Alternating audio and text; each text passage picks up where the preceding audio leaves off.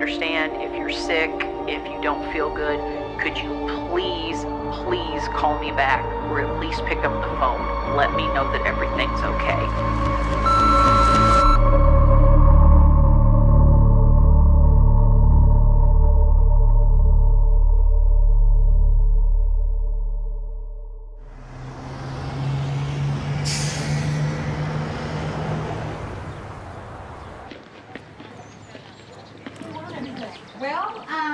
This bedroom is empty. It was a role change of sorts for these first responders. Rather than rolling up to medical calls, this team spent the afternoon moving boxes and furniture into this Aurora house.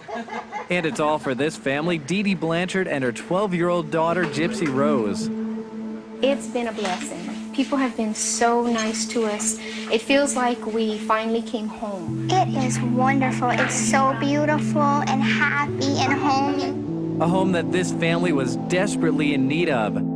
Their trek to the Ozarks began when a St. John's medical team... During Hurricane Katrina, Dee Dee and Gypsy's home had been destroyed. And they had basically lost everything that they had. It was just a complete wash. So they were relocated up to Missouri, and they were basically here to just start over from scratch. We basically got out of there. When they said leave, we left. After weeks of staying in the hospital, Dee Dee and Gypsy Rose were then life-flighted to St. John's in Springfield for care. Team leader Dr. The more that I got to know Dee Dee and Gypsy, the more I got to know about Gypsy's ailments. She had muscular dystrophy. She had a feeding tube. She suffered from severe migraines, and she was on a lot of different medications. She was unable to walk anywhere. I myself have picked her up and transported her between, couches and beds and vehicles. When I met her, she would have been 11 or 12. But Dee Dee told me that she had the mentality of like a 4-year-old, somewhere around there. So she wasn't quite as developed as she seemed. With no home and Gypsy Rose battling both muscular dystrophy and leukemia, the St. John's Aurora team went to work securing this rent-free home for the family and cleaning it up. It is overwhelming. You can never dream it in your wildest dream that so many people would just so generously come and help us and love us and just welcome us. For Gypsy Rose and her mother, the move brings a sense of security, a new town, and a new home that has welcomed them with open arms. It just proves that happy endings are not just in fairy tales. They're real and true in real life also. They couldn't drag me back to Louisiana kicking and screaming. I'm here to stay. We're home. Dee Dee treated everybody around her like family, which made it all the funnier that we shared a last name, but in no way were we actually blood related, but she could make you feel like you were. Every time we saw them, they were always happy and go-lucky and wanted to help. And so we wanted to help them as well. Dee Dee had a lot of trouble asking for help, but they were actually given quite a bit of stuff, like trips to Disney World, Disneyland. They got the Habitat for Humanity house and the furniture in it and all that. We have an awesome bathtub. It's a jacuzzi tub meant for my muscles. And we have a wonderful ramp so I can get up and down by myself. The light switches, I can reach them now. I have wider doors so my chair can get through. They were given the van, and when the van died, they got another similar vehicle. Here's the keys to the house. Thank you. And here's the keys to the car that was donated. They were also given things like free flights to Gypsy's medical appointments or conferences. As far as Gypsy being sick, you almost wouldn't think that she was. A lot of people who had a lot less wrong with them would probably have done a lot more moaning and wailing about the whole thing. Here she is having tubes being put into her, having needles and treatments, and it was incredibly inspiring to see how Gypsy responded to these conditions. It was unreal. Gypsy Rose reporting from Aurora, Missouri. I am about to dive off our porch into the pile of snow. You ready? Gypsy had that really soft, high-pitched voice that kind of like made you feel like really nice and good.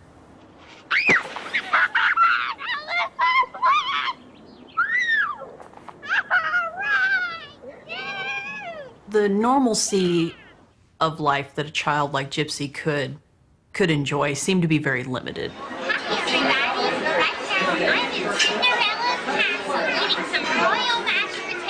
now, I'm in Cinderella's castle eating some royal mashed potatoes. So it was very important to Dee Dee for Gypsy to have a very fulfilled life before she passed.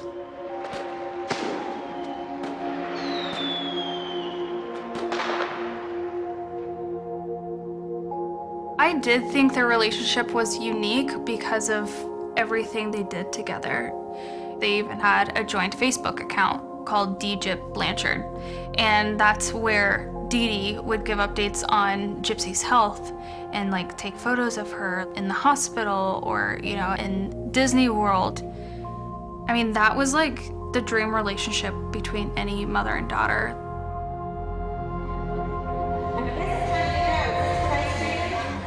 But I definitely feel like Gypsy did miss going to school so that she can, you know, make all those friends, because you could tell that she wanted to have a life outside of her home.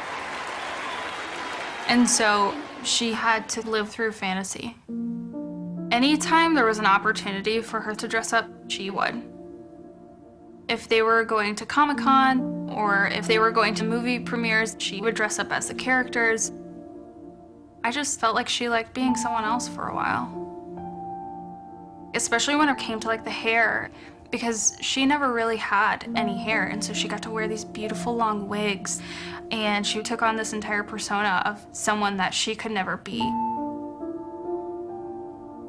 We were friends, and we were very friendly to each other, but we hadn't really gotten to know each other on like a real friendship level until she started messaging me.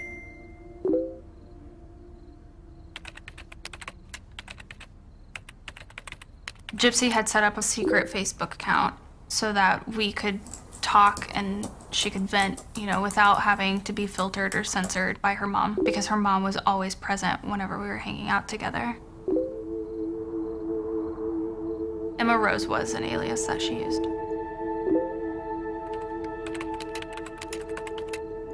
She was just coming to me as like an older companion, you know, because she's only ever had her mom her entire life. And I figured I could be that friend that could be there and like listen to her and like share secrets with. And so she started calling me her big sis, and I started calling her little sis.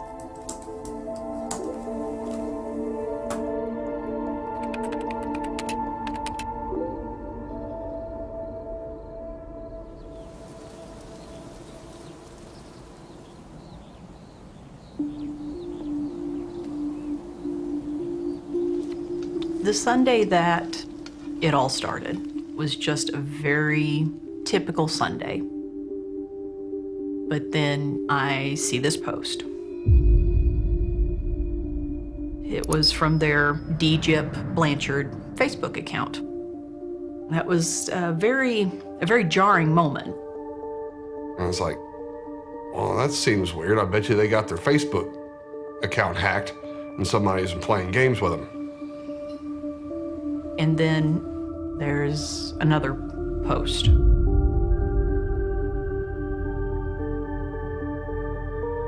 So I called their phone, and they didn't pick up. At that point, I told Kim we're just going to go over to the house. I was leaving messages on the machine. Dee Dee, could you please call me back, or at least pick up the phone? Let me know that everything's okay. When we got to Dee Dee and Gypsy's house, the car was in the driveway. Something didn't feel right. We walked up to the house and started knocking on the door, and nobody's answering. I knocked on the windows and we shouted their names. At that point, I was starting to feel a little anxious, so I had Kim call the police department to see if they could come do a wellness check. When the police showed up, we realized that the kitchen window was actually unlocked. The police explained to us that since there doesn't appear to be a break-in of any kind, that there is no legal means for them to be able to just enter the property. So I asked them if there was going to be any reason why I couldn't go in the house, and I was told that would be okay.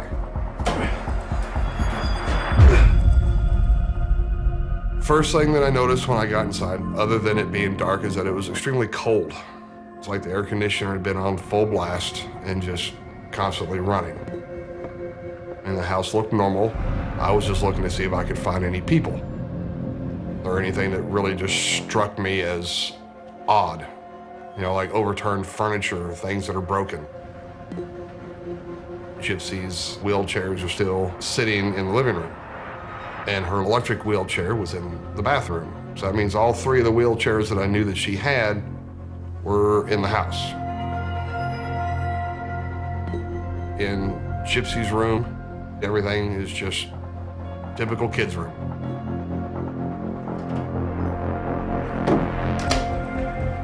Dee Dee's bed was unmade. There was a lot of blankets on it, but nothing looked out of sorts. When Dave told the cop what was in the house, which included all three of Gypsy's wheelchairs, I just knew that something was wrong.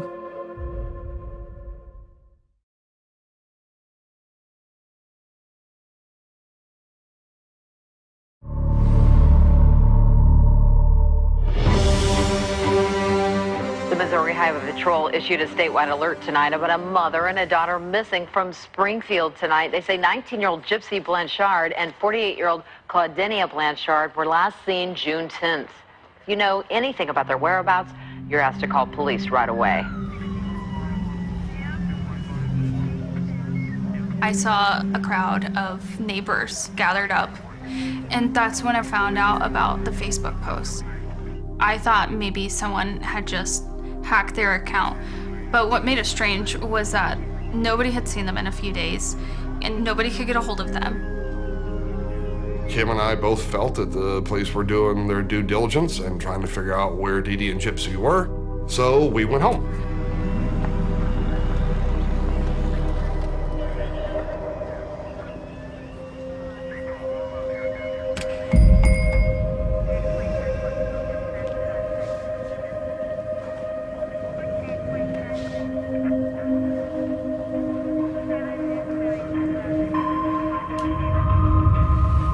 I woke up to a phone call from a detective who said that he wanted to get some answers to some questions.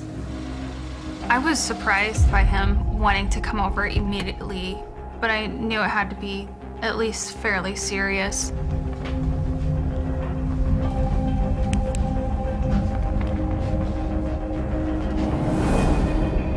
He asked me like how well I know Gypsy, how well I know Dee Dee, if they had any conflicts, but of course I told him there was nothing crazy between them and they were very, very close.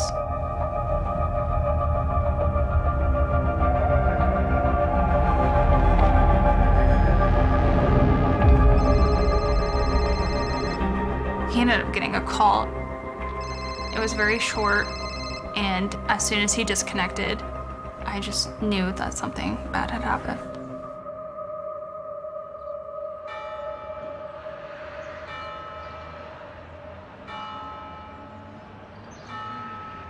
I wake up and turn on the news. The Greene County Sheriff has new information about a mother found murdered at her home and her missing daughter. Let's go live now to that neighborhood. 48-year-old Dee Dee Blanchard's body was found in her house late Sunday night. The sheriff isn't saying how she died, but has said her death was violent. Investigators continued searching for her daughter, 19-year-old Gypsy, through the night. One thing that worried friends and helped investigators with their case. I was floored. I didn't understand. I was in that house. How could I have missed something like that?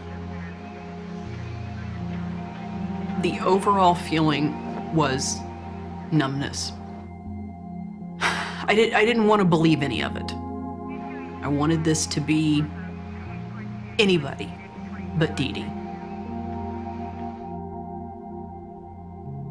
Dee Dee had been stabbed multiple times in the back, slashed across the back of her neck, and had been dead and alone in her house for at least a few days.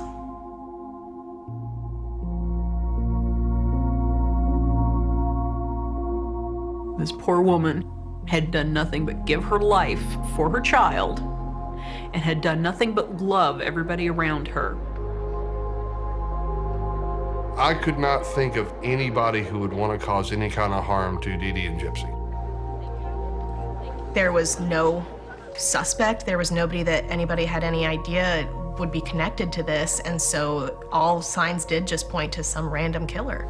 Questions still surround Dee Dee's death, but friends are asking everybody in the area to keep Dee Dee and Gypsy in their thoughts and prayers as this investigation moves forward. I just started sobbing. The Facebook posts were real. Dee Dee was dead. That meant Gypsy is too, and it's only a matter of time before we find her. At that point, all I wanted was Gypsy back home. The detective told me that he needed more information. So I told him I had these messages between Gypsy and I. I didn't know if there's any information in it that he could use, but little did I know that they were actually fairly vital pieces into finding out who had murdered Dee Dee.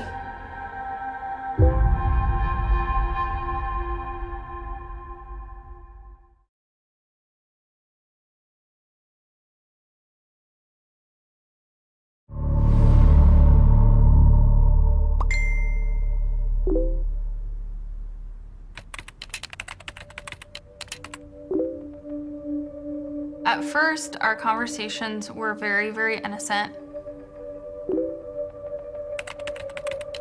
And then slowly she started opening up to me more about boys and like wanting advice on love and like kissing because she had never had her first kiss.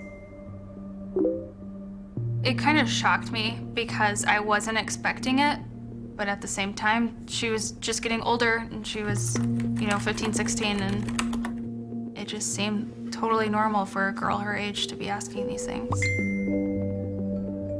And then from there, it actually became like she had a love interest.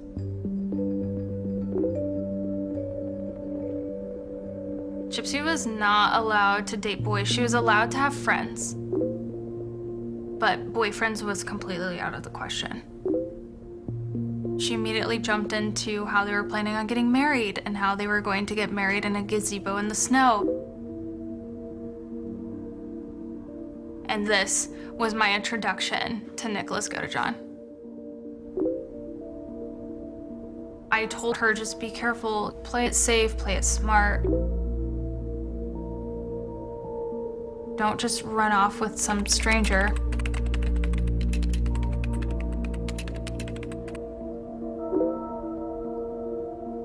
But honestly, especially since he was from Wisconsin, I didn't think that anything would ever come of it. I thought that her mom had like enough control that there was nothing really to worry about at all.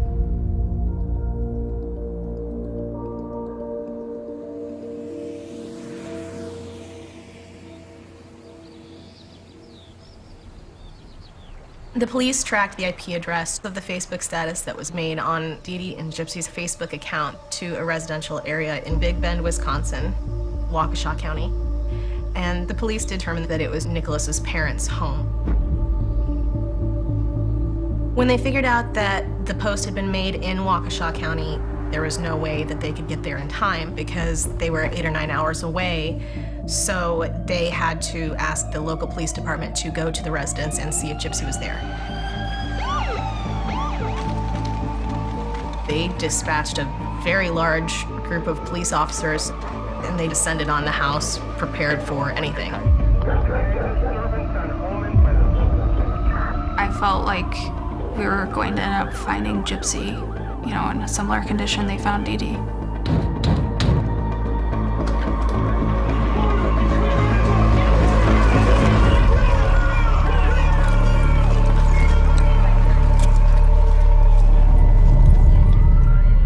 This is a KY3 special report. A huge break in this homicide investigation. We've just learned that 19-year-old Gypsy Rose Blanchard has been found safe. She is okay. She has been found in another state, and that also a person of interest is in custody. Detectives are right now heading to that state to get in touch with Gypsy Rose and this person of interest in the case. We will give you more updates online and have live reports coming up today on KY3. To hear that she had been found in Wisconsin, alive, unharmed. It was one ray of hope. I was relieved that she was found, but, you know, what condition was she in? Like, what did she go through? It says Nicholas. Do you go by Nicholas, something different? I prefer, usually by my family I'll be called Nicholas, but by friends and other people I usually be called Nick. Usually. What would you like for me to call you when I'm talking to you? Nick. Nick, okay. And so was that the first time that your mom ever met your girlfriend? Yeah. Okay. Yeah. I guess she's your girlfriend, Gypsy's your girlfriend. She is. Yeah, she is. And you love her? Oh, do I ever. So we're going to go down two paths here, okay? And that is just you're going to have to be honest with me. Because if you love her, if you love Gypsy, then you're not going to let Gypsy get in trouble without you being there to help her, okay? I understand. Your mom's dead, okay? Now, what I want to ask you is, your mom's passed away, okay? And she's deceased, all right? No. Yeah. Okay. Do you want to do the right thing by Gypsy if you love her? No, the truth is I worship her, so I know you do. There's no way I wouldn't do it wrong. I know. I would thank her. Just, hang on, listen to me for just a second, okay? Police did a search of Nicholas's bedroom, and they found a large amount of cash that had been stolen from Dee Dee's bedroom, as well as an envelope that had been mailed from the Springfield location with the murder weapon inside. The truth is, okay, I'll admit it. I did actually stab her mom. I will admit it. I know. Okay. What happened with your mom that night? I don't know what happened with my mom. Okay, The only reason I did it is because I did it for me and her. That's the real reason I did it. I would have never did it if it was not for me and her. Okay. I know you do. Sweetheart, I have no doubt that you love your mom. Why did they hurt her?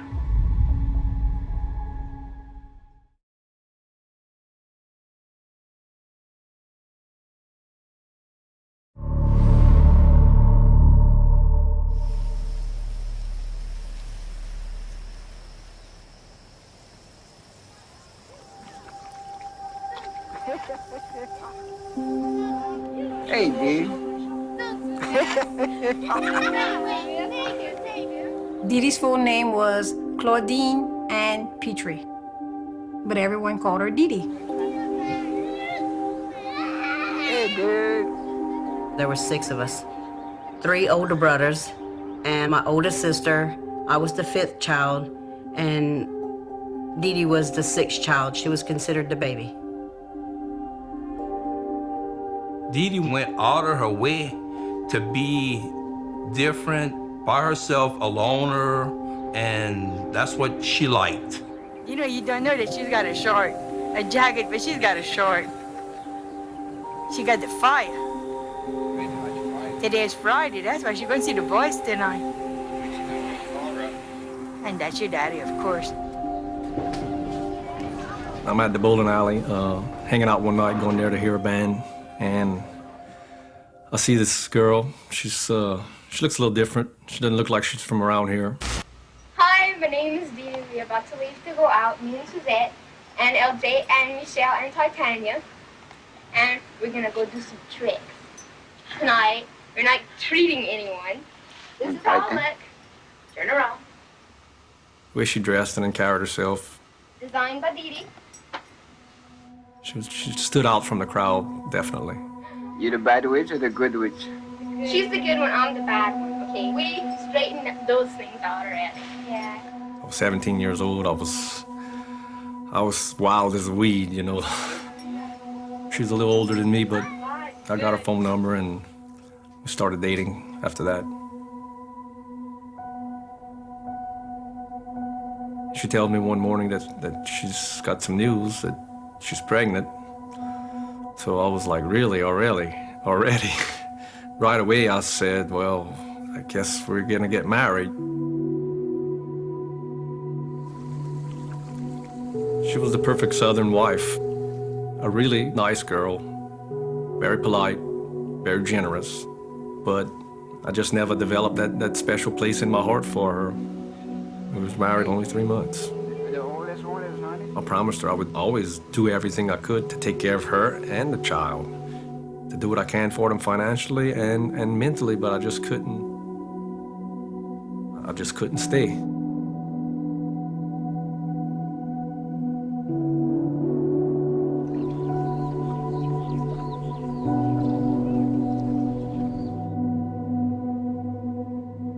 We named her Gypsy Rose Blanchard.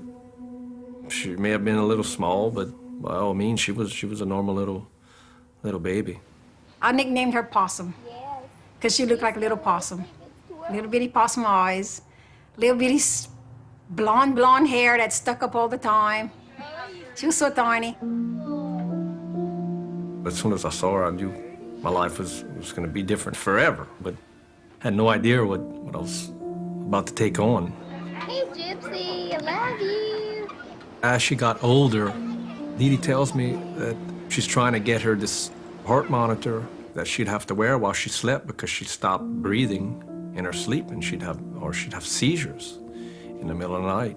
And she was telling me she was bringing her for tests and everything and that she had sleep apnea. She acted so scared. Well, wave bye-bye to me. She didn't want nobody watching her. The only one she would let babysit Gypsy was my mom and my dad. I didn't even get to babysit her because she was sick. Gypsy? Gypsy? Do you want to go play outside? She wouldn't even leave her with me for an hour or anything, so she was with her all the time. How old are you? You're 1? And where's your cranial? Very good. And where's your pharyngeales? Yes. Very, very good. Dee Dee was a great mom. I tell her all the time, man, I don't know how you do it, you know, day in and day out, taking care of Gypsy, being there for her. Hi, we're poofing. Just a smidge. It's Gypsy Rose Blanchard. Gypsy is 4 years old and lives in Golden Meadow. I thought she was the best mom in the world. Ooh, I'm getting close to your face. Ooh, give me that big smile now so I can see just your face. When Gypsy was around 4, 5, 6, Dee Dee started telling me that she's got some problems with her eyes, seizures. She would say that the seizures would affect her eyes, so they would conduct a surgery where they would straighten her eye out, and then she would have another seizure and her eye would get crooked again. Ooh, it looks like you're right there in my camera. Whoa, all I can see is just your glasses now. Dee Dee was telling me that when she'd have these seizures, it would knock her back mentally a couple years. Oh, honey, E.T. Slip and fall. Can I get up? As Gypsy's uncle, you always want the best. You feel sad, you want him to have a normal, healthy life. But with Gypsy, that never really happened. Turn him the other way, let us see him. Oh, he's so cute. It just got worse and worse. Dee Dee started telling me they're running tests, they're trying to find out what's going on with her. She's got a lot of issues. She had some problems with her hearing. She needed to get some tubes put in her ears. She had a bad problem with reflux. So 7 or 8, she had the feeding tube put in, and she's being fed with this machine. to her feeding button. Over here, baby. It got to a point where Dee Dee was taking care of Gypsy 24/7, so she didn't work at all anymore. I promised her I would always pay her child support along with alimony and cover all medical expenses and health insurance for Gypsy. I paid Dee Dee until the day she died. When Gypsy was around 7, that was the first time I saw her in a wheelchair. They came over for a visit, her and Dee Dee. I would ask her what's wrong with her legs. Is it really that bad? What's the diagnosis? Dee Dee told me that she's got muscular dystrophy, that her legs muscles are gonna eventually quit working. That is terrifying to hear that about your child. After that first time I saw her in a wheelchair, I never seen her walk again. But through all the illnesses, she's always been a trooper. She's always been all smiles. You can look through all the pictures we have. There's not many sad pictures of Gypsy. She's always got a smile.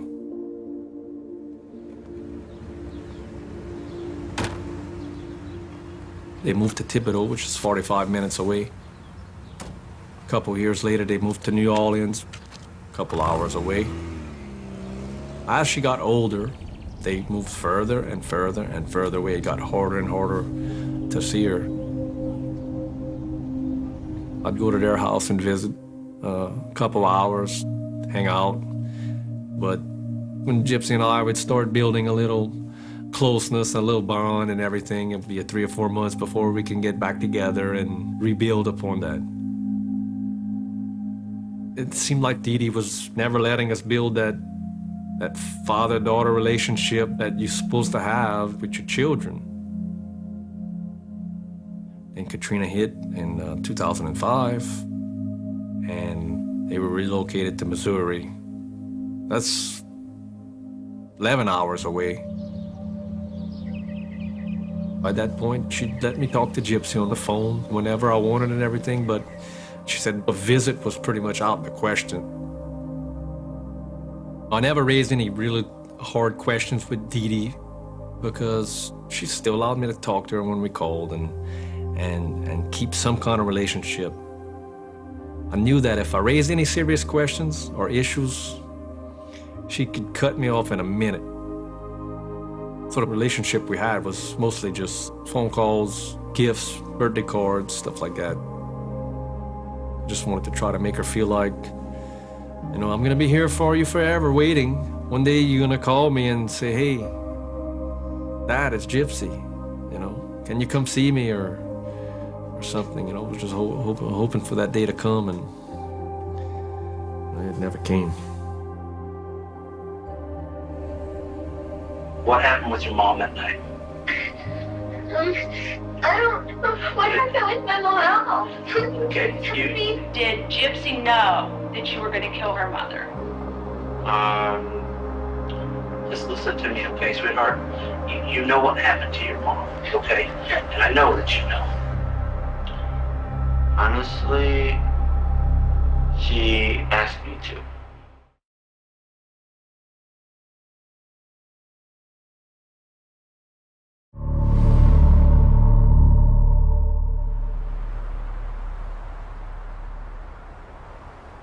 So Gypsy knew you were going to kill her mother because Gypsy asked you to. Yes. Why did she ask you to do that? Did you kill your mom? No, no, sir. Did you help No, sir. Nicholas kill your mom? No, sir. No, sir. Did you have knowledge that Nicholas was going to kill your mom before he did it? No, sir.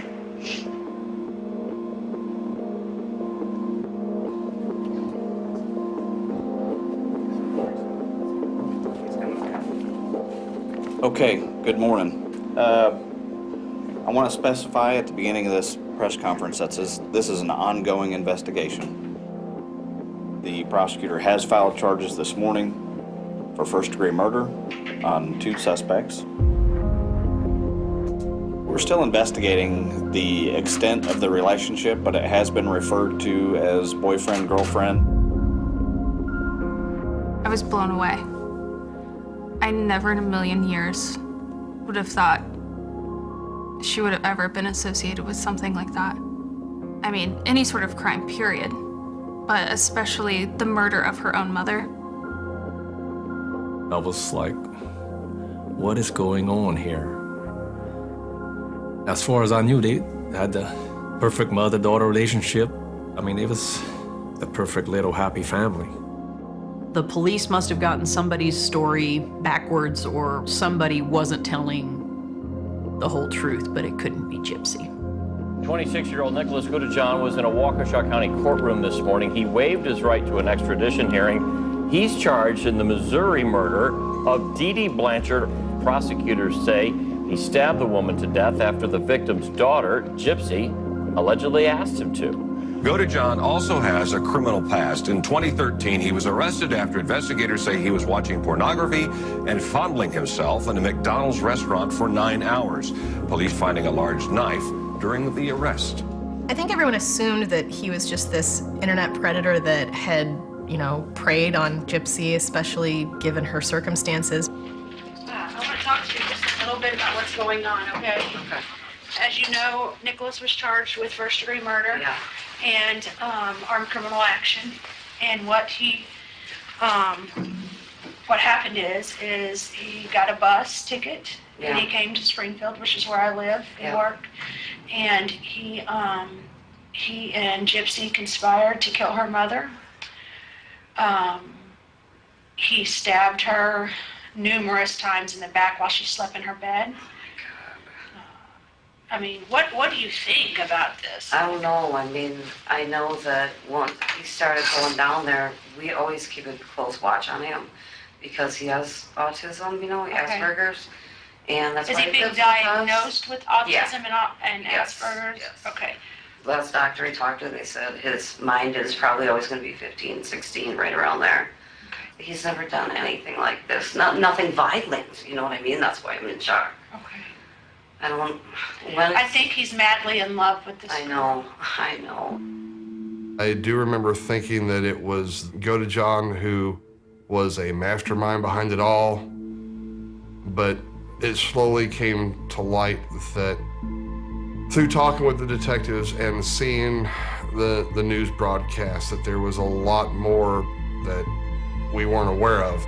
At any time during any of this whole situation that's happened, did Gypsy ever have to be in a wheelchair?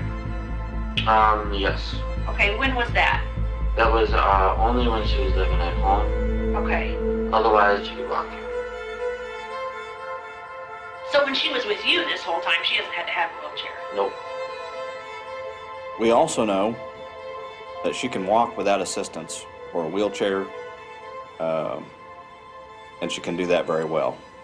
State Wisconsin versus Gypsy Blanchard, case number 15-755, assigned to Judge Boyd. When I saw her walking into court, I was in shock. I was freaked out. I couldn't believe it. I cocked my head and was like, that's not her. And I had to rewind multiple times just for it to truly sink in that she is actually walking into the courtroom up to a podium. It didn't seem real. What is this Blanchard's current address? 2103 West Volunteer Way, Springfield, Missouri, 65803. I had spent so much time worrying about her and about her condition.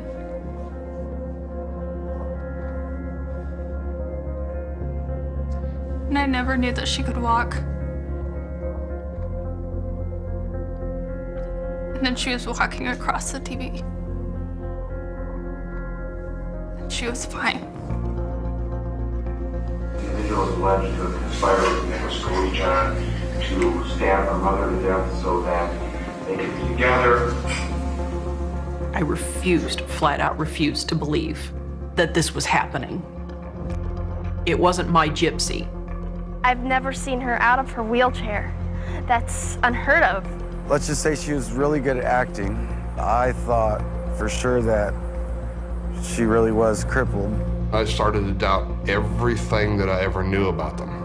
One time she's looking, just as Mr. Godejohn is, at the 2 felony charges, most significantly one being first-degree murder, where the penalty is life imprisonment or death. Court is ordering $1 million cash bail. Conditions are that the defendant have no contact with Nicholas Godejohn. A lot of questions started popping in my head about what was real over the last 23 years of her life.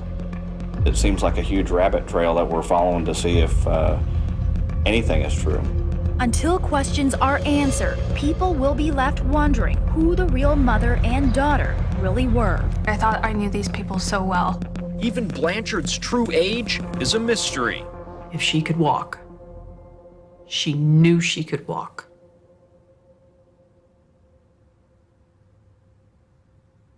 How deep did the lie go?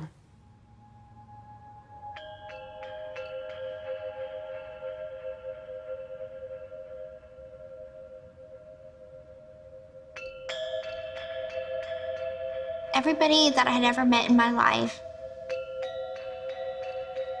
I kept thinking about their faces and how hurt they must have been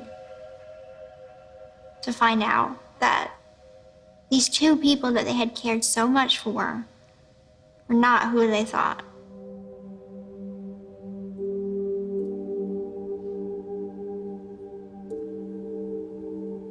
I would describe my relationship with my mother as complicated.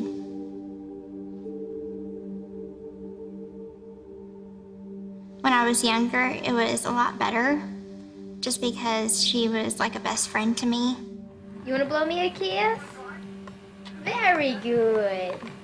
I love you.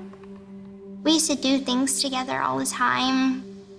Go to the movies, go to the park, the zoo. When I was probably about 5 or 6, my mother told me that I had epilepsy and that I was paralyzed from the waist down. She said I had cancer, and she would shave off my hair and tell me it's gonna fall out anyway, so let's keep it nice and neat. She would also say that I couldn't eat and that I needed a feeding tube. And so I would have formula through the feeding tube, and I'd also receive my medication through the feeding tube. I'm not sure all the names of the medication that my mom was making me take, but there was a lot of ones that basically just put me under a sedative state.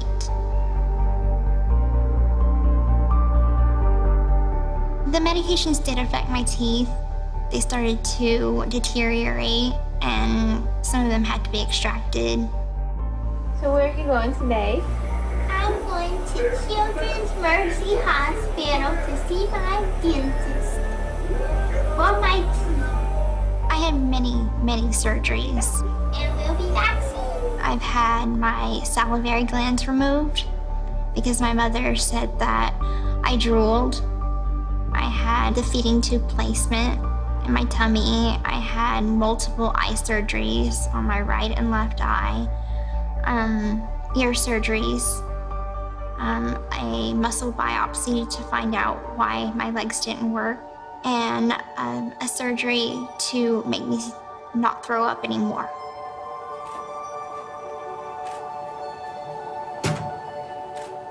I believed I had all these illnesses, except that I knew I could walk, and I knew that I could eat.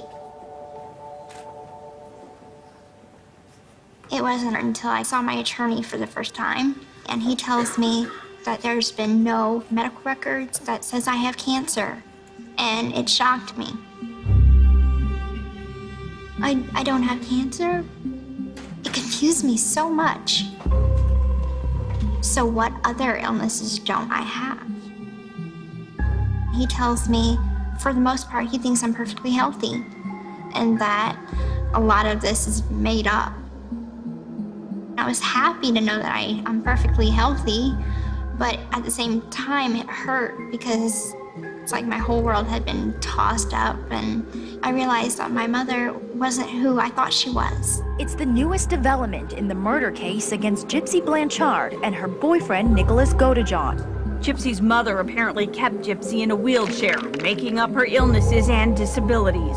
Gypsy's mom was abusing her physically, medically, giving her medication she didn't need, having her go through procedures that she didn't need, to the point where most of Gypsy's teeth are not even hers because of the medication that her mom was giving her that she had no condition for. I'll show pleas of not guilty to each of counts. I remember just being nauseous.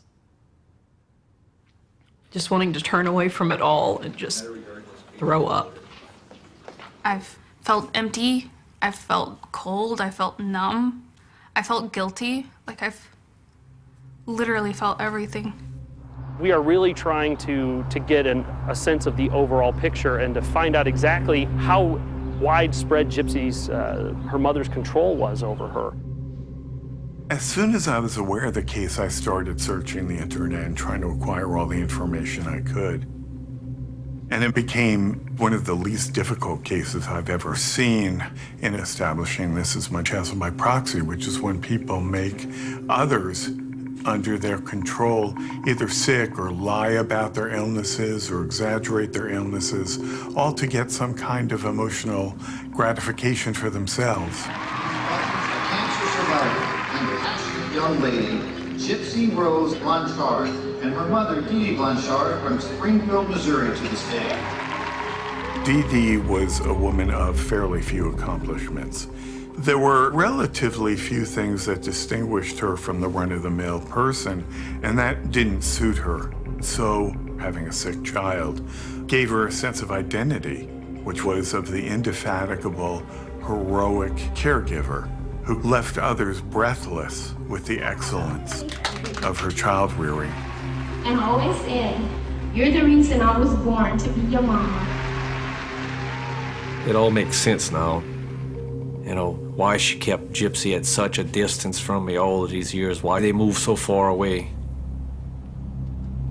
She didn't want Gypsy to develop any kind of relationship with anybody that might take her away from her.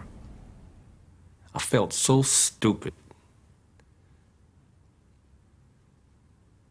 Like, why couldn't I see through this? Why? That's all I kept asking myself. I've seen, at this point, hundreds of cases, but every once in a while we see a case that veers into what we call malingering by proxy, where the perpetrator is after financial remuneration, and I think they were combined in this case. Over the years, Dee and Gypsy Blanchard received money and assistance from a long list of charities across the nation. Churches in their hometown of Thibodaux, Louisiana held fundraisers. That's when I started to get angry. At that point, I knew that I had been duped for many years, and just completely felt taken advantage of. The amount of money that Dee scammed through people, different organizations, surely it's in the thousands and thousands of dollars. Dee scammed me personally for at least $150,000 between unnecessary medical expenses and child support that I continued to pay after she turned 18. Dee wasn't a stranger to the law. She shoplifted. She was wanted for writing bad checks. She stole from many people. She would get so many credit cards underneath my dead mother's name and run up the bills like crazy. She was gonna do anything, anyway, anyhow to get her way. All of this combined really altered my view of Dee.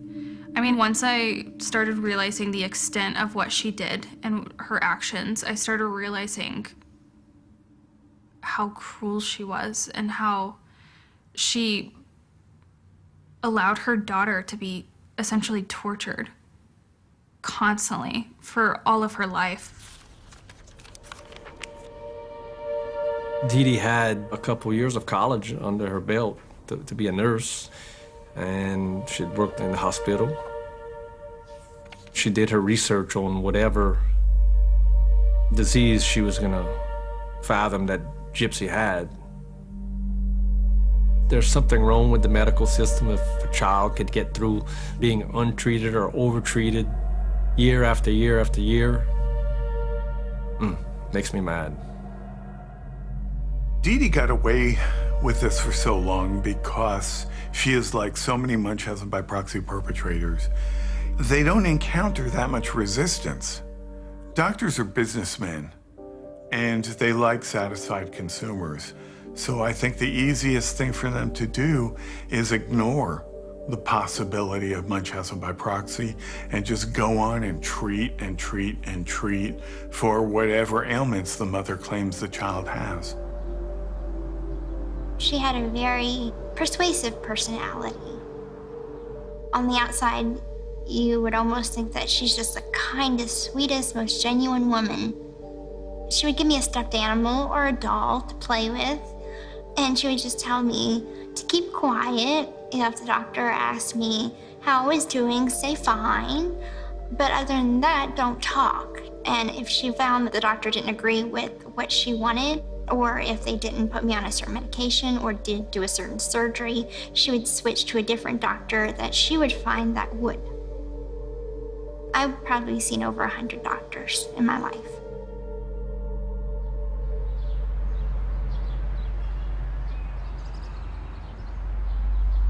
Around August 2007, Gypsy came with her mother for neurological assessment. From what I knew and I remember, she moved from Louisiana. She was a Katrina survivor, and I was told that this girl has a sad story, and the community kind of adopt her and they embrace her. I always like to ask questions to the patient, but at the time, the interaction was mainly with the mother. She says she has muscular dystrophy, that she has cerebral palsy, that she had a seizure disorder or epilepsy. And so I asked for Gypsy's medical records. But Gypsy's mother said she doesn't have no records because everything got lost in the storm. Because there were no records to be obtained or requested, I had to base, trust and rely on what the mother told me at the time. But the volume of her muscles were normal. They were well-sized and her reflexes were normal, meaning that it kind of didn't make sense that she would not be able to walk. So she was referred to have an MRI of the spine to see if there could be anything that I'm missing. And it was completely normal. So I told Mom that I don't see any reason why she shouldn't be able to stand up and walk. Where she was mad. She said that's not true. She cannot walk, that's a fact. And said she was not coming back. When her reaction was not as expected, I said that I have a suspicion that this is not real. This is fabricated or exaggerated. That's when I said that this is suspicious of Munchausen by proxy. So my duty was to tell the pediatrician in my report. The pediatric neurologist who raised the notion of Munchausen by proxy had a powerful responsibility to Gypsy. By virtue of his even considering the diagnosis means he needed to pick up the phone and call Child Protective Services. And he failed to do so, as did other doctors. If I would have reported her, I believe that the mother would have convinced them that what I'm saying is not true. I needed more to be able to report them to Child Services. If you have a reasonable suspicion that you're making in good faith, you are protected and required to make the report.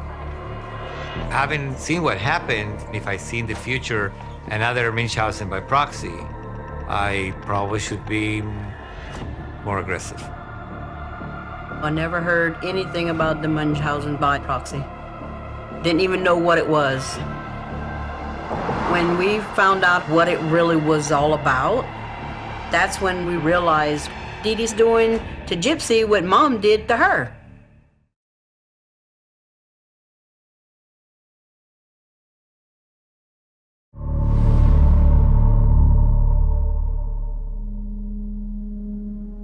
When Dee Dee was born, my mom said that she came along with all these sicknesses, heart murmur and stuff like that. My mom would always make us go play outside, and it was like, oh, well, your sister's not feeling good. Your sister's got an upset stomach. She's got a headache. Y'all go play outside, be quiet, leave her alone, you know. As she got older, Dee Dee couldn't get excited. Dee Dee couldn't jump around. She couldn't play outside. She couldn't overheat herself. She was not allowed to assist with chores. If Dee Dee didn't want to do it, well, then she didn't have to because the heart murmur. It was used like a crutch for a long time. But Dee Dee was basically not as sick as it was to believe. My mom smothered her. She didn't want her to grow up. She wanted to keep her young so that she would always have her to hold on to. Our bedroom was where all of us kids slept. But Dee Dee always slept with my mama. It's like she was her shadow. Always by my mama's side, always.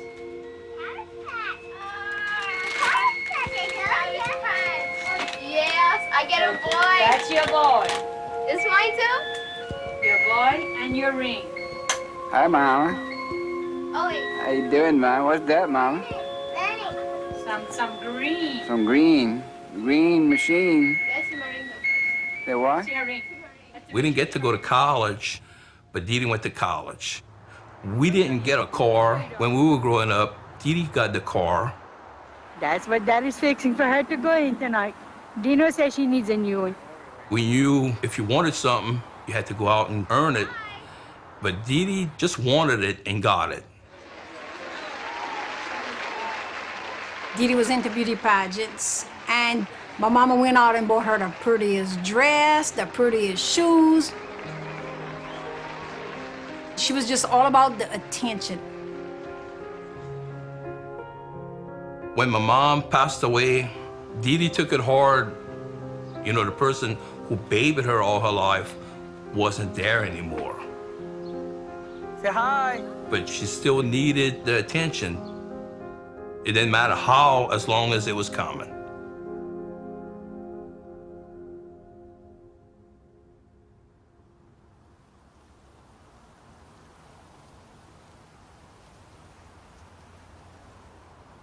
I feel sorry for Gypsy. I feel sorry for the way she was raised. But I'm extremely upset that Gypsy didn't trust any of us, that she couldn't say something to us, because all of this could have ended differently. I just don't know, like, what I was doing to make her feel like I couldn't do something. I don't know what made her resist, like, just opening up and just telling me what was going on. If I'd had any indication that she needed any kind of help, I would have been over there in a heartbeat.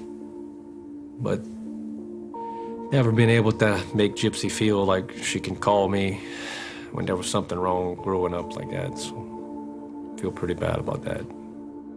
I couldn't just jump out of the wheelchair because, to be honest, I was afraid of what my mother might do. And I didn't think that I had anyone to trust.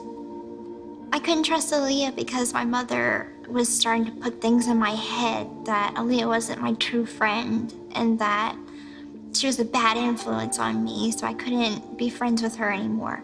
And I didn't reach out to my dad because I grew up with my mom saying all these horrible things about him, that he abandoned us, that he didn't love me or her, that he didn't want anything to do with me. So I thought, he wouldn't care, so why reach out to him? If I had known then what I know now, I would have reached out to anybody for help. But I was too afraid to. They said it's snowing, so I'm staying under my heating blanket. And I'm not getting out. As I was growing up, I wanted more independence, and and that just wasn't okay with her. She wants to get out. Ain't gonna happen. Let her dog take care of her.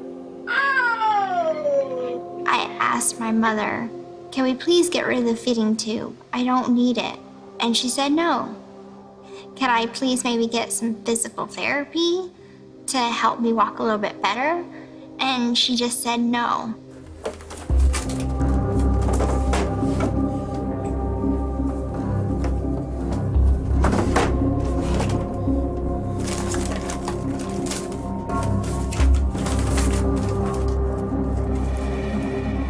I think I started to piece things together when I came across a Medicaid card. And it said that I was born in 1991 and not 1995 like she had claimed and told me. So I was actually 19 at the time, not 15.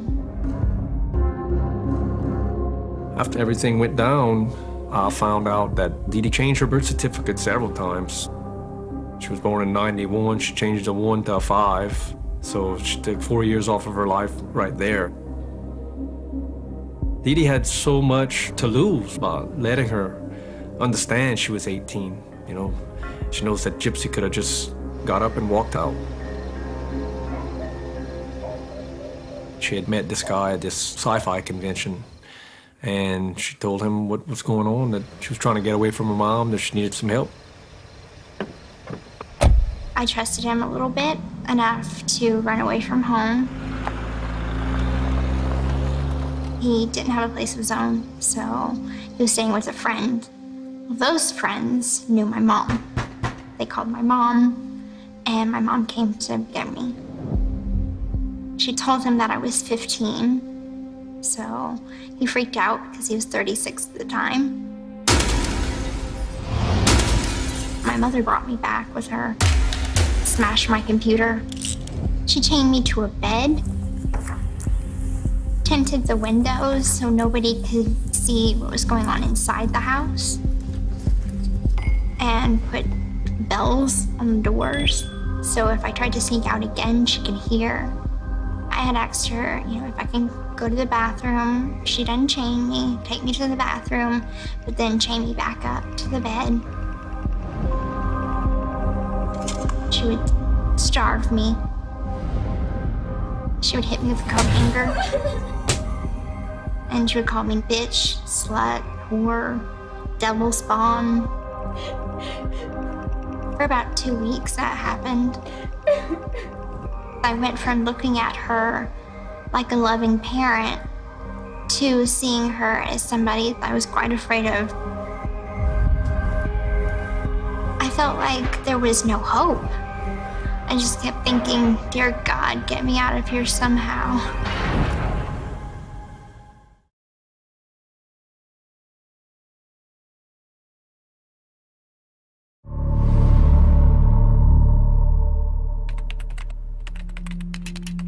I first met Nick on a Christian dating website in 2012. I believe it was October. I messaged him, he messaged me back. I was able to carry it on by sneaking onto my mother's computer while my mother was asleep. And we started to talk about our lives, and we liked each other from the very beginning. I did tell him that I was in a wheelchair from the get-go. And he seemed accepting. He was like, it doesn't matter to me. I love you all the same. It was just different to find somebody that accepted me. Even though I knew I could walk, I still thought that it was nice of him to accept me as I am. Things progressed kind of quickly. We met 1 week online and then became like a couple the next week. About a year into our relationship, I told him that I could walk. He was not surprised at all. He claimed to have psychic abilities. Then he started to tell me that he had multiple personality disorder and that he had several. And one of them was named Victor, and Victor was the violent one. The thing is that I have more than one person inside me. There's actually multiple personalities of myself. Have you been diagnosed with that? I probably should be diagnosed with it because it happens. The thing is, I used to take medication because I used to hear voices in my head. Okay. And it went away, then it somehow went as part of myself. Okay. So, Does Gypsy know that? yes. Okay. She does know that. Okay. I started to be a little bit more scared, but at the same time, I was desperate for affection. So I made up personalities to match his. One of them I created was Candy, and she had like rainbow-colored hair. Another one was Ruby. That was to match Victor. I would have done pretty much anything just to make him stay and make him happy. But then soon my mother started to lock her computer, so I stole a cell phone. And can't make any calls or anything, but I hooked it up to the Wi-Fi of the house. And I was able to talk to Nick that way, through Facebook and other social media. We thought that it was time to meet up face to face. And so I came up with the idea, let's meet up at a movie theater. Let's pretend like we don't know each other and we'll bump into each other, make friends. And I thought, if he dressed nice, if he said all the right things, if he was just a kind person, that my mom would think, hey, well, why not this be the one? And then that way we don't have to lie and hide our relationship anymore. I had picked a movie, and it was Cinderella, the new version. And I thought that it was perfect. So we got our bus ticket, and he came to Springfield to finally meet me.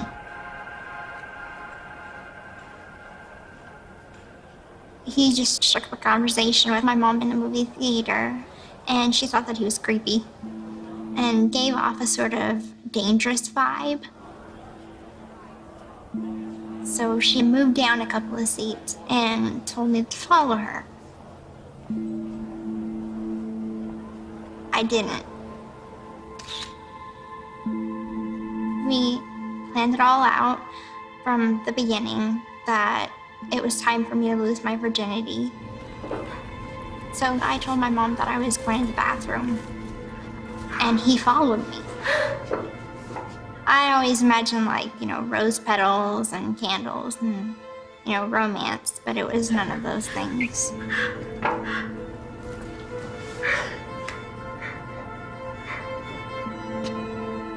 My mother started to worry, so she came out of the auditorium, and just in the nick of time, we were by concessions. My mother told me, why are you still hanging out with that guy? And that led to an argument, and I'm like, he's not doing anything wrong. He just wants to be my friend. Why can't I have friends?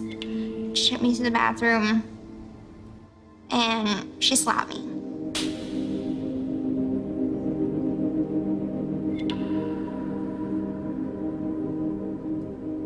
It made me feel devastated that it all went wrong, because I knew that Mom's never gonna let me be happy, have friends, fall in love, get married, have kids, have a normal life. And I never wanted any more than that.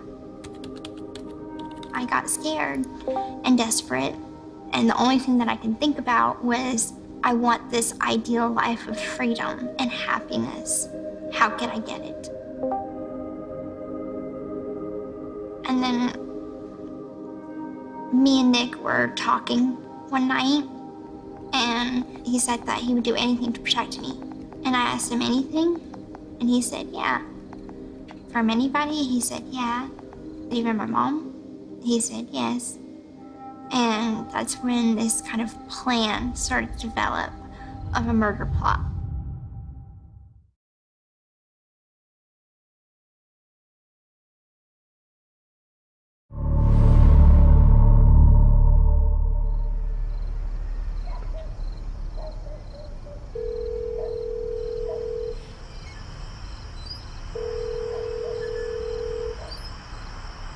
You have a collect call from Like a Scotty time. an inmate at Greene County Jail.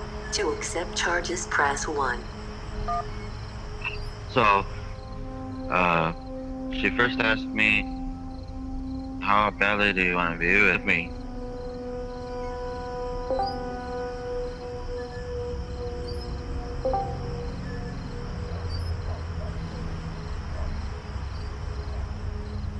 I told her I'd do anything to be with her, you know that.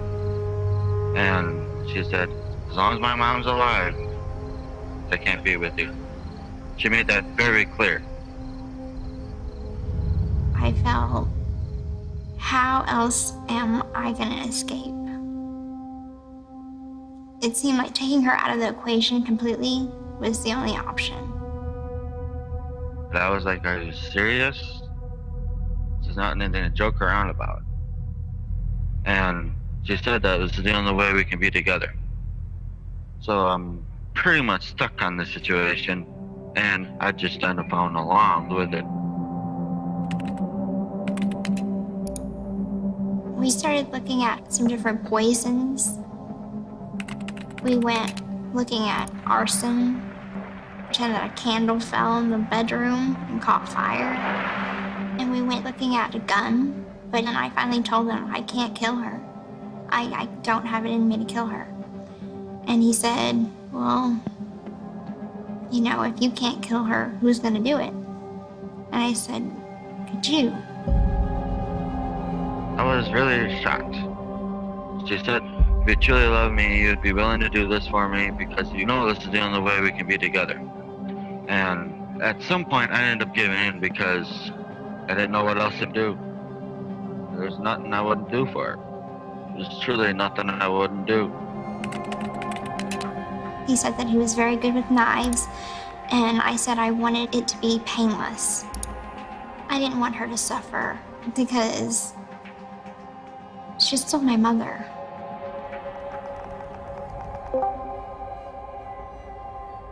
We thought that we would never get caught. I felt like this is a fairy tale and I was gonna be the princess that gets rescued. And then I'd be happy in Wisconsin where I'd be loved and I'd have my freedom and I'd have this wonderful new life. What started as a fairy tale ended as a horror movie. Your mom's dead, okay? Now, what I want to ask you is, your mom's passed away, okay? She's deceased, all right? Just, hang on, listen to me for just a second, okay?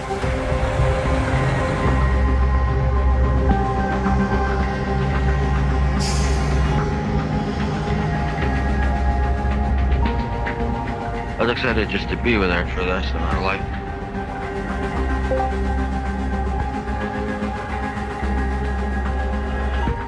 And I believe that's what she wanted.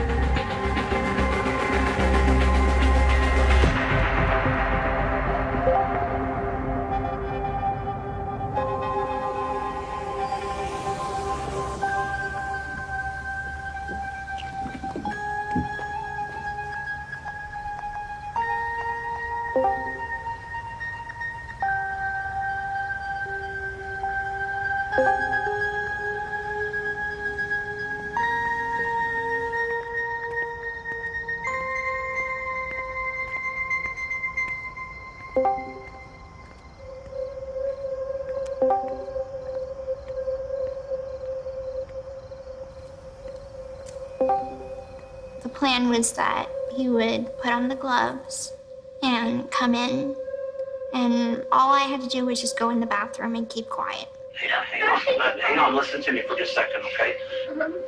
What happened with your mom that night?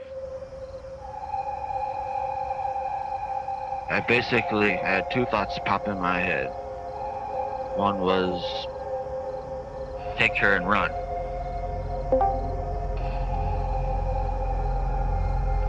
The other was, this bitch is dead. She's not gonna get between me and her.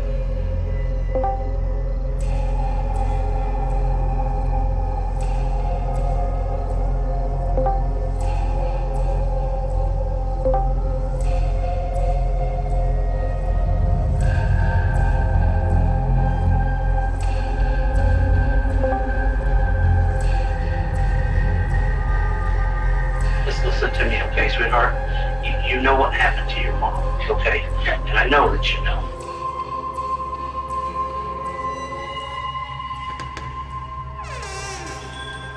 I loved her so deeply that from the first step I walked into the house,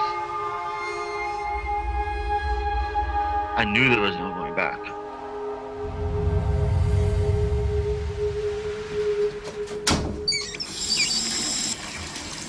I covered my ears so I wouldn't hear anything. But I still heard my mother scream. And at that point I thought, hey, I don't want this to happen. I want this to stop now. But I was too afraid to go and help. You think that hearing a murder is like what you hear on a horror film or something, but it's really not. You can stand watching a horror film, but hearing someone actually being murdered is terrifying. It creates this almost nauseous feeling in your stomach. You can't think. All you can think about is how afraid you are. I just want my mom. I know you do. Now's the time to be truthful, sweetheart. No more lies. In a couple of minutes, she stopped screaming. Nick came in and he was holding the knife in blood. He ordered me to patch up his finger because he cut his finger on the knife. And then he ordered me to clean up little droplets of blood that was left in the hall and the bathroom. Did you kill your mom? No, no, sir. Did you help No, sir. Nicholas kill your mom? No, sir. My mother had a money pouch. Little did I know that it was my dad sending child support. So we took it, and that's how we paid for everything. We packed a couple of things in my suitcase. We called a cab, and we went back to the hotel that he was staying at. I was happy because I was free. Hi, honey. I'm feeling it. But the looming awareness of what had just happened clouded my mind. So I used pills to drown out all of my remorse and cares and fears.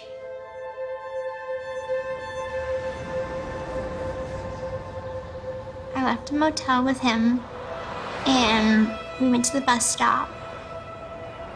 He wanted me to first carry the knife with me onto the Greyhound bus, but I assumed that they had metal detectors. So I suggested, let's mail the knife. I thought it was the safest option. And then we took a Greyhound bus back to Wisconsin.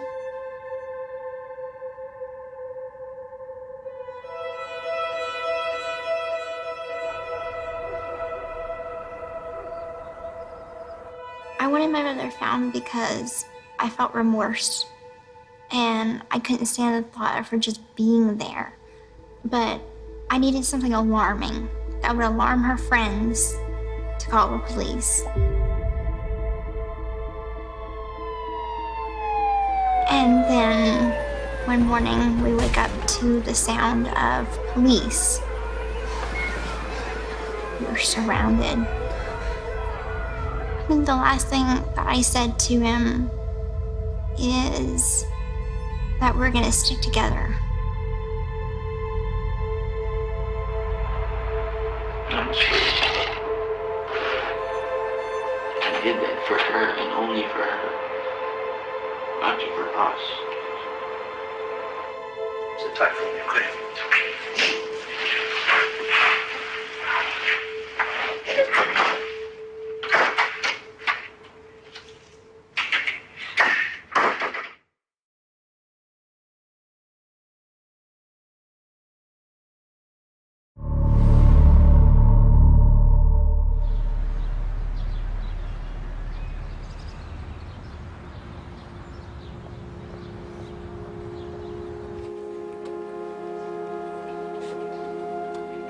This is in the case of State of Missouri versus Gypsy Rose Blanchard, case number 1531CR03591, appearing for the state is Mr. Patterson. State's Exhibit 53. The LG phone was taken from the black bag in the bedroom. That is correct. It had Gypsy's identification. Correct. I don't blame her for what she done. Everyone failed Gypsy. From myself, her mother, the doctors, the police, social services. We all looked out for ourselves. We wasn't totally looking out for her. Please raise your right hand. Do you swear or affirm that the testimony you're about to give will be the truth, the whole truth, and nothing but the truth? Yes, sir. I held on to Gypsy's innocence until the day she pleaded. My brain would not wrap around that she had this capacity, had this rage. And that broke my heart. Because I had to admit that nothing that I knew was right. How do you plead to the Class A felony of murder in the second degree? Guilty.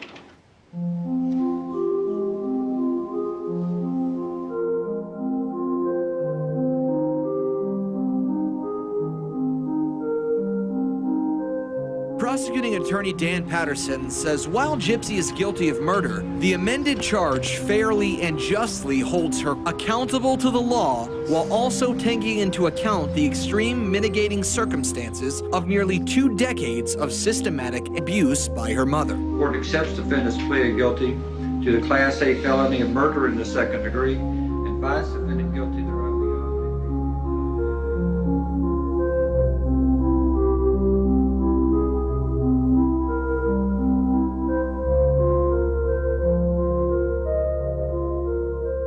When I think about what Dee Dee did to Gypsy, it makes me sad, but they didn't really have to kill my sister. They could have just ran away together. But they chose to go a different route, and my sister got killed. Well, not killed, murdered.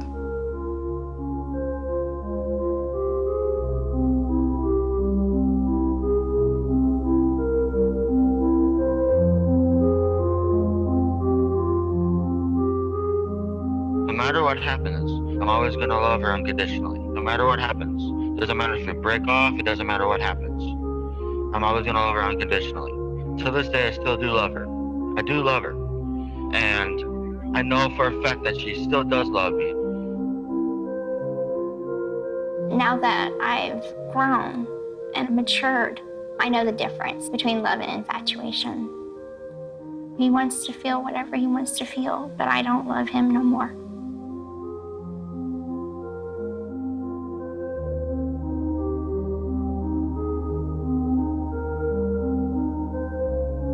After Gypsy had been transferred to Chillicothe, she ended up calling me one evening. She immediately started apologizing for everything, and then she started carrying on about how she's learning to do her hair and like she's learning to do her makeup and she's making friends. I mean, honestly, it sounds like she's just away for college. And I feel like as sad as it may sound, her story really does finally have a happy ending, at least for her.